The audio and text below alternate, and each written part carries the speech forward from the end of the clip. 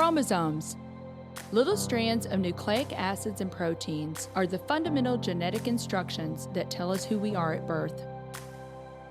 Most people are born with 46 chromosomes, but each year in the United States, about 6,000 people are born with an extra chromosome, making them a person with Down syndrome.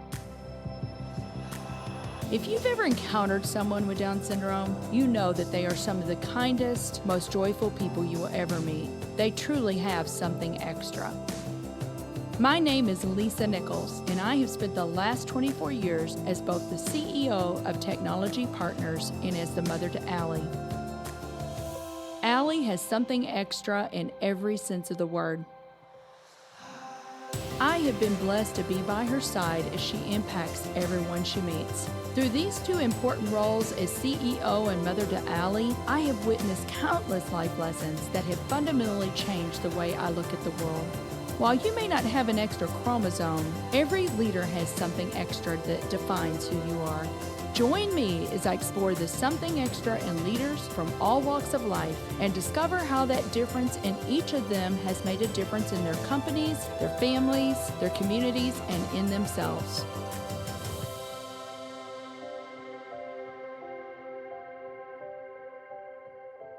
I'm excited to have Shannon Hauf on the show today.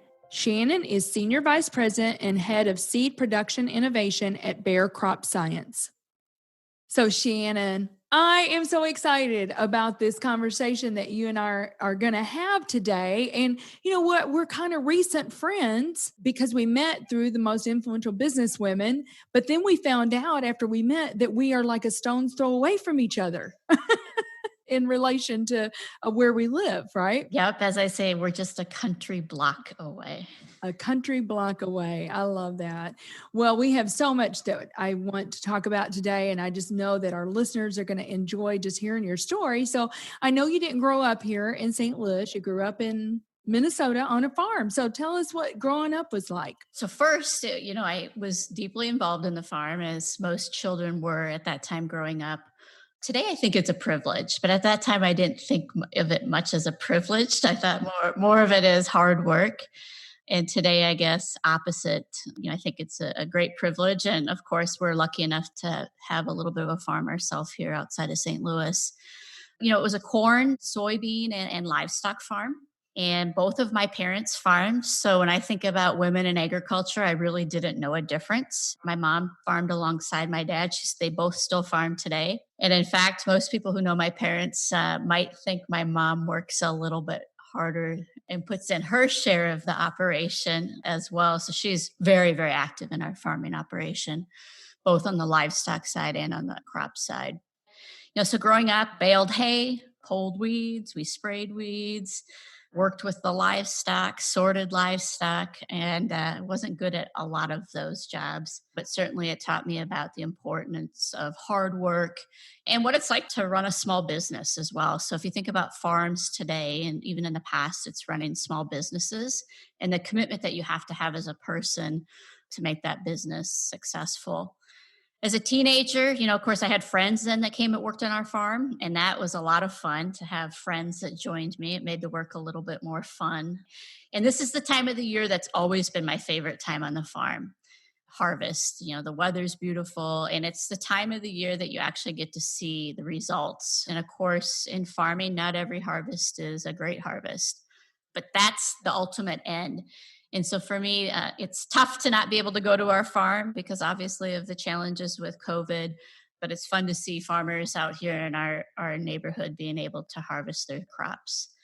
I then left the farm to go to college, and I never wanted to go back to the farm. So I left the farm to go to medical school. And that was really what I wanted to do. And I had this idea as a young girl on the farm that I was going to move to New York City and be a doctor. And I suppose that was, I don't know how I got that image. That's really what I was striving for when I left the farm. We had an agreement at my farm. My dad said, well, you can go to Iowa State because that's a great school for farm girls to go to. So I went to Iowa State, which is an exceptional school for the sciences, right? So whether it's, biology, engineering, or agronomy, and got a degree. Well, I ended up 2 years into my degree of pursuing medicine, I decided that wasn't what I was interested in. I had an internship at Asgrow, and that was before Monsanto actually had purchased Asgrow. So Asgrow was still a standalone company. And at that time, I decided that's what I wanted to do. There were then two types of jobs at Asgrow. There were the types of jobs I was doing as an intern, and the types of jobs all the PhDs had, which looked like really attractive jobs. So they were thinking about strategy and how are we going to put together the best corn plants and get the highest yields. And those were the jobs I wanted.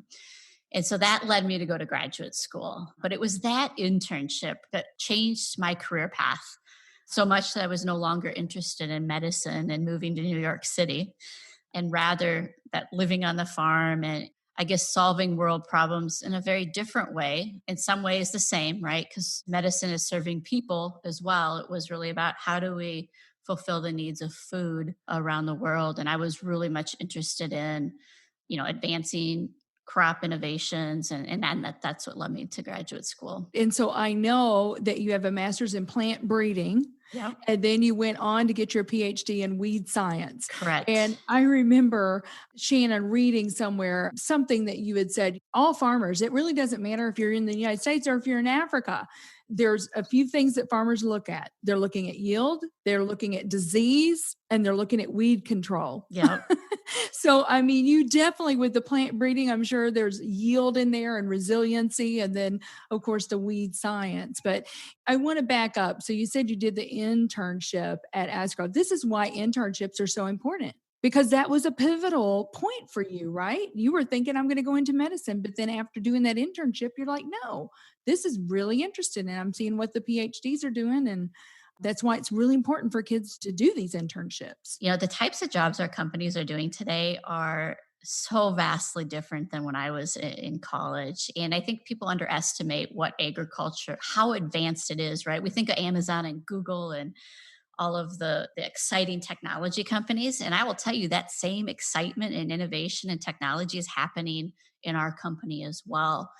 There's so many exciting things, and internships are so important to help. It changed my path, right? Mm-hmm. I would tell you, I know a lot of people's paths that changed as well. And to be honest, I think about it at that time, Asgrow, they took a giant leap. Their internships were kind of settled for the year. I wasn't quite sure what I wanted to do. I had 3 friends that had internships at Asgrow, and they went and asked, hey, are there any more internships? And they said, well, who is this person? We think she's really good. Bring her in, we'll interview her. So I went in, with the idea that, I had nothing to lose, right? Because Sure. They had said their internships were closed. They really didn't have any more. And obviously it worked out that I was able to kind of secure an internship. And I worked there for 2 years. So after my internship even, I then stayed on and worked through the school year. Well, that's a great lesson right there, Shannon. Yeah. Just because they say no, it doesn't hurt to ask, right? I always tell people the line of people to tell you no is much longer than the line that'll tell you yes. Push through one more time. And I think obviously that has had a good outcome for me. And interestingly, in an odd way, Asgrow is a part of Bayer now. Right. Kind of come Small full world. circle, come full circle. Well, let's move on in, because you have had an illustrious career at Monsanto. Mm-hmm. You've done so many different things, but you started at Monsanto, you started in sales. Yep. And it was interesting because I came out of graduate school with a doctorate degree. And at that time, the industry, like today, was going through consolidation. So your choice was kind of, a lot of people did the graduate school path to think, well, will this change? And it kind of opens up roles.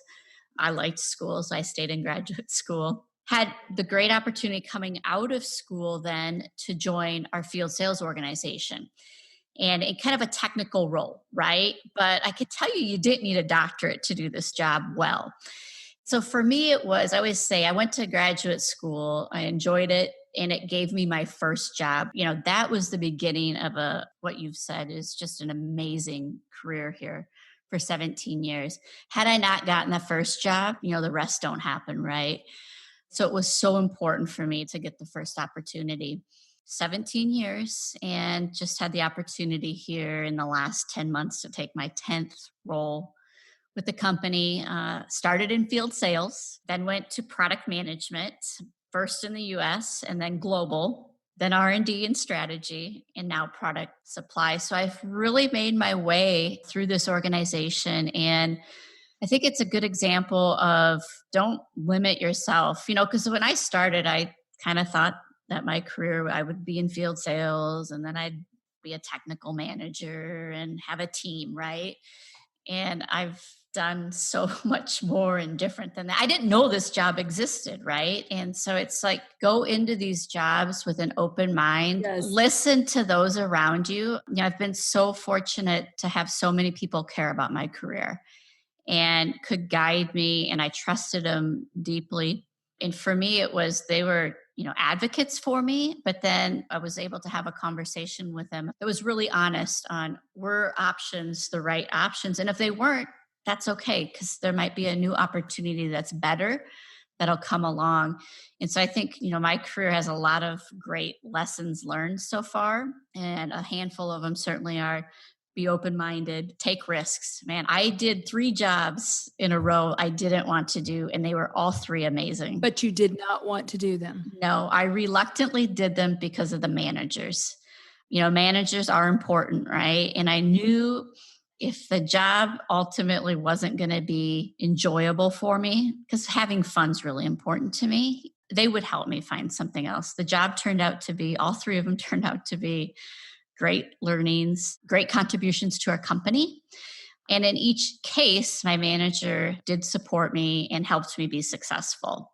And so I took a lot of risks. And like I said, they weren't the sexy job at the company, right? It was kind of the job that was a little bit harder and maybe had a little bit more challenges, and you had to work uphill a little bit more. You had to work a lot harder to accomplish the job. But absolutely worth it. I've been lucky. Great lessons there, though, Shannon. If you'd been reluctant to take those jobs, then you would not have had that experience. And I always liken it to kind of like a snowball.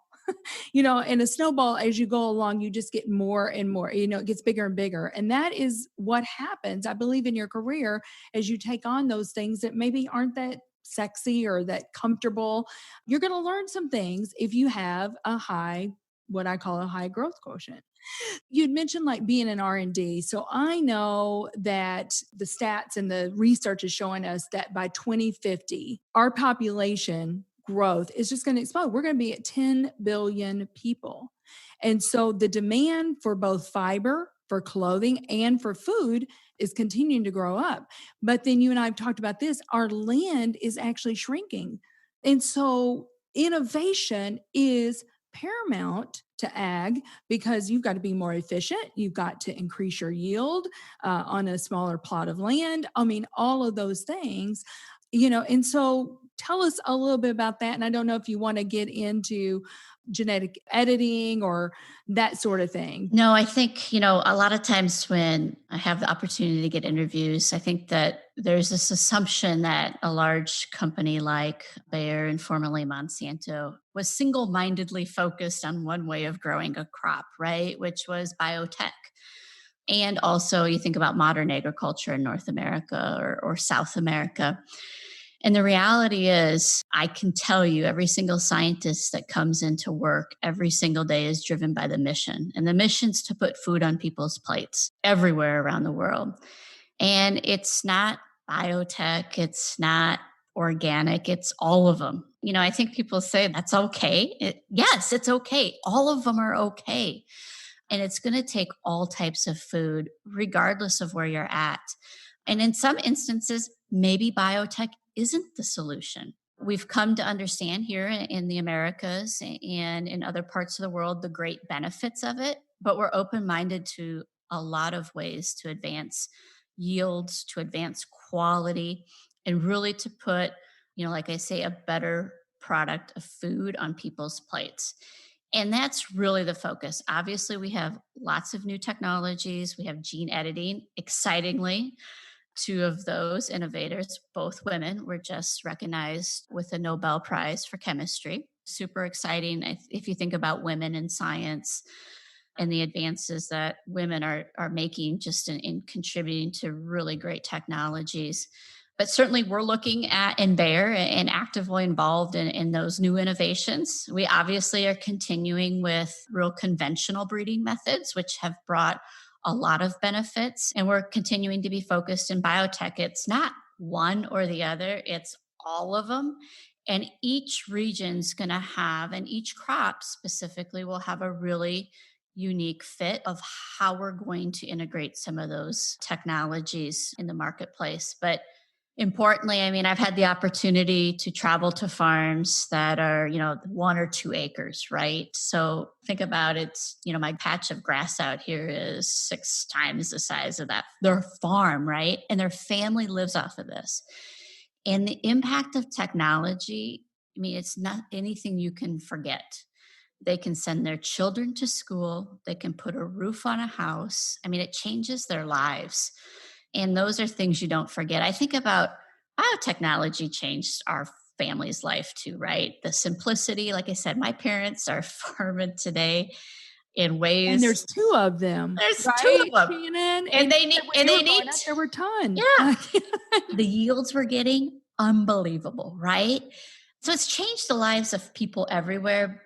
Mhm. But go to a family farm in a third world country, you will not forget the impacts that it had on that family, right? I mean, our houses have roofs, right?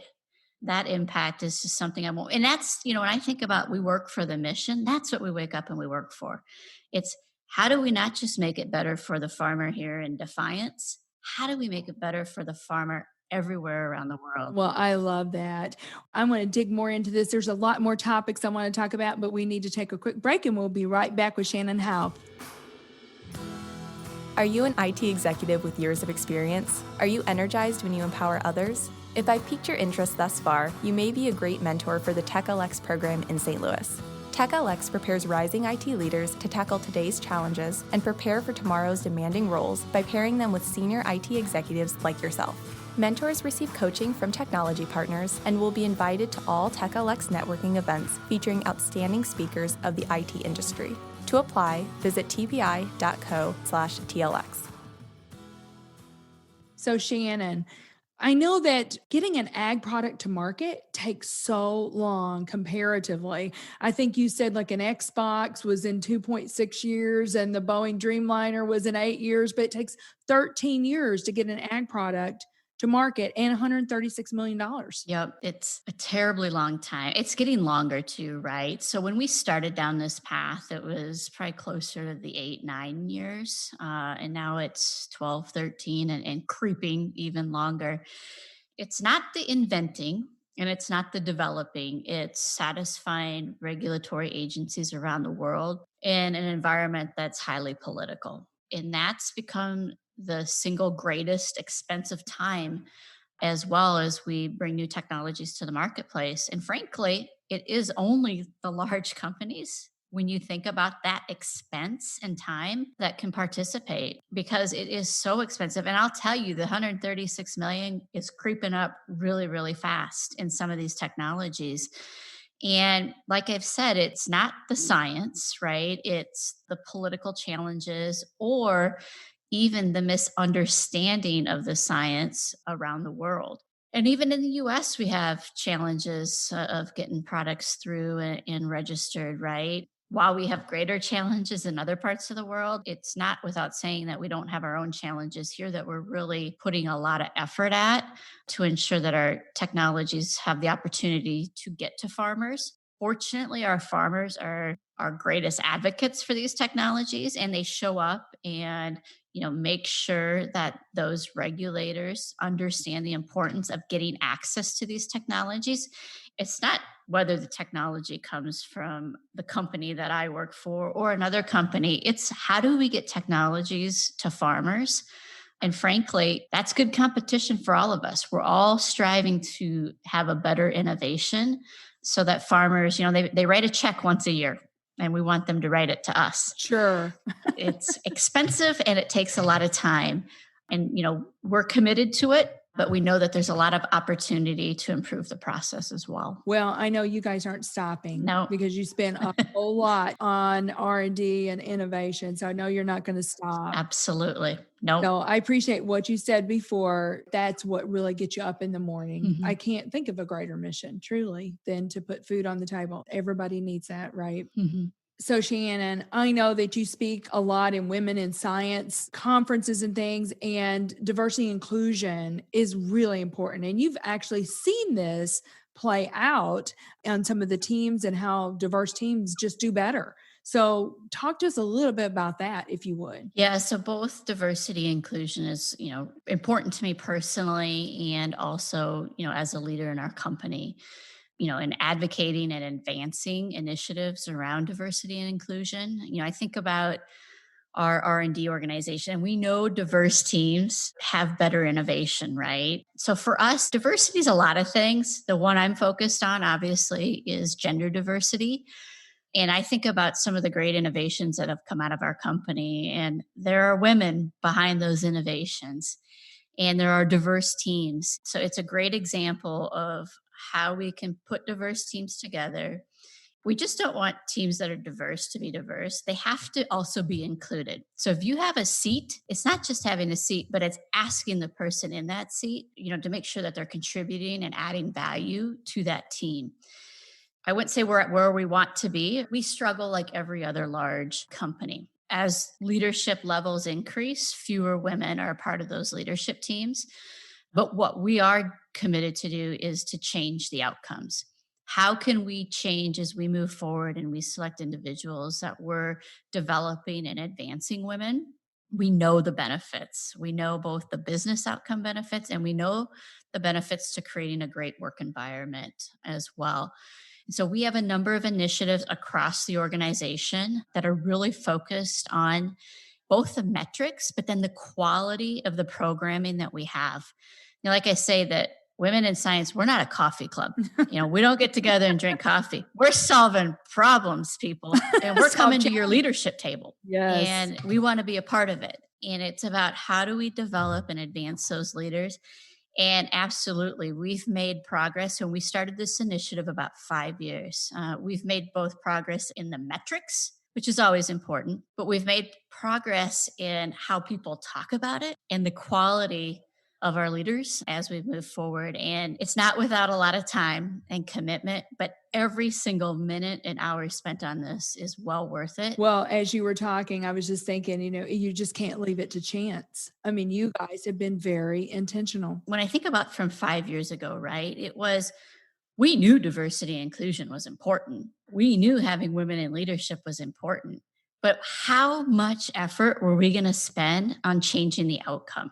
That was where we had to be incredibly intentional as we thought about women leadership, as we thought about their development, and as we think about slates of candidates. And I brought 2 more women into my leadership team, and I actively and aggressively recruited them. They are exceptional talent.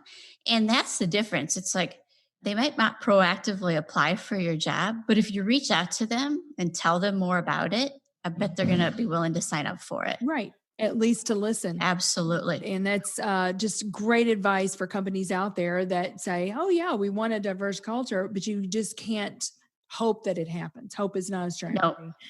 So you and I met through the most influential business women. Yep. We were both very honored and humbled to be a part of that group this year. But I want to ask you, when you think about being most influential, when you think about influential, what does that mean to Shannon Hauf? Yeah, for me, it's about getting people to, move and be a part of an outcome because they want to be. They want to be included and they want to help you and the team be successful. That's the biggest part of having the ability to influence is getting people who want to be part of it. Mm-hmm. Not just have to because what their boss has told them. So do you have for yourself any specific tactics that you've used? I mean, is it more about how you show up as a leader? I mean, tell me that a little bit. I mean, how do you get people to want to be part of the mission? For me, the biggest thing is including others. People want to be valued and included. everybody wants to be all around the world. They want to be valued and included. And so, how do you include people? How do you paint the picture for them and help them see the benefits of being part of the team? And I would say, lastly, it's caring. As we think about today's work environment, I tell my team, I said, just when you think you've cared enough for your people, care a little bit more because there's so much that we need to be doing. Yes. And especially during this time. Absolutely. Shannon, this is something extra. So I'm sure that you have thought, what is a something extra that you believe every leader needs? I would tell you right now, and my answer today is probably a little bit different than my answer 8 or 10 months ago. And I've said that for me, the biggest thing that has changed my leadership style is empathy or compassion. It's everybody has a situation, regardless if they have children or parents or they're single, that we don't understand. There'll be some silver linings, certainly, I think, that emerge from the challenges we're currently faced with. And I hope one of them is leaders who are a bit more empathetic and compassionate for every single person's situation. Yeah. I mean, what is the old adage? You don't really know until you've walked a mile in that person's moccasins. We really don't understand unless we've been there, right? And even at that, there's just so many differences. So I love empathy. Yep. And we do need more empathic people in the world, that's for sure. So I know we've talked a lot about women. We've talked a lot about how important diversity is and you being so intentional with growing women leaders. What are you doing? I want to give you the opportunity, Shannon, to talk about some of the things that you're passionate about where you're trying to grow younger leaders. And, if our listeners say, hey, that resonates with me, I want to get involved in that. And, how could they get involved? Yeah. So I think, certainly 2 initiatives that are important to me. First is I'm a leader in 4-H, which is an organization of youth. So the largest youth organization focused in agriculture, STEM, and leadership. And certainly it was historically, I think, thought of as for rural communities, but 4-H today is actually very much urban. And it also just teaches life skills, right? So where can we just get life skills and then thinking about leadership? And then the second is I'll have the opportunity to join the board at Marion Middle School, which for me is, how do we tackle the issues of racial injustice, social injustice, and then also creating a generation that has interest and excitement for pursuing careers in STEM. Both initiatives that are really important to me. Mm-hmm. Well, I think about Marion and I think about equal access. Yep. I too, as you know, love the Marion model. And I think one of the big differentiators for them is the graduate support program. So when you're, they say one of their taglines is once a Marion girl, always a Marion girl, and walking along beside that girl, even through graduate studies. And so I love that you're part of that. And so thank you for everything that you're doing to grow this next generation of leaders. I see it as a responsibility. Well, and we've been given so much, have we not, Shannon? Absolutely. So many opportunities that we need. It's time. It's our turn. Yep. It's our turn to give back. So thank you so much for making the time today. This has been so much fun. And we're just a country block away from each other. So for sure. We need to go grab a bite to eat when COVID is no longer a threat. Well, thank you so much for being on the show today, Shannon. I've really enjoyed our time. Thanks, Lisa. Thank you for listening to today's show. Something Extra with Lisa Nichols is a Technology Partners production. Copyright Technology Partners, Inc., 2019. For show notes or to reach Lisa, visit tpi.co/podcast. Don't forget to leave a review on Apple Podcasts, Google Play, or wherever you listen.